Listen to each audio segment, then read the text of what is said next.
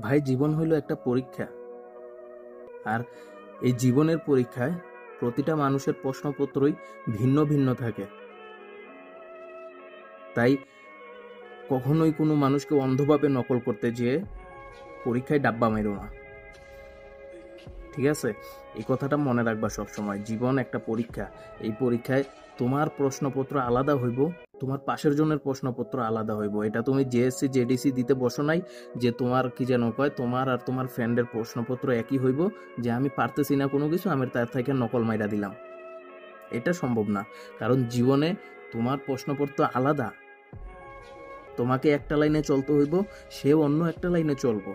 সে তার মেধা দিয়ে কাজ করবো, তুমি তোমার মেধা দিয়ে কাজ করবা। জীবনের পরীক্ষায় কখনো কাউকে নকল করে উত্তীর্ণ হওয়া যায় না। তুমি তাকে নকল করার চেষ্টা করো, দেখো তুমি ব্যর্থ হবা। কারণ তুমি যেটা সম্পর্কে জানো না কিংবা বোঝো না, সেটা তুমি অন্ধভাবে যদি নকল করতে যাও, তাহলে জীবনে যতটুকু অর্জন করছো সেইটুকু হারাইতে হইব। সুতরাং জীবন একটা পরীক্ষা।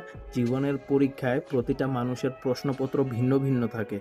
তুমি তোমার প্রশ্নপত্র নিয়ে অ্যান্সার করো অ্যান্ড জবাব খোঁজো, তাইলে তুমি সফল হইতে পারবা। অন্য কারো থেকে নকল করতে যাইও না। জীবনের পরীক্ষায় নকল নট অ্যালাউড।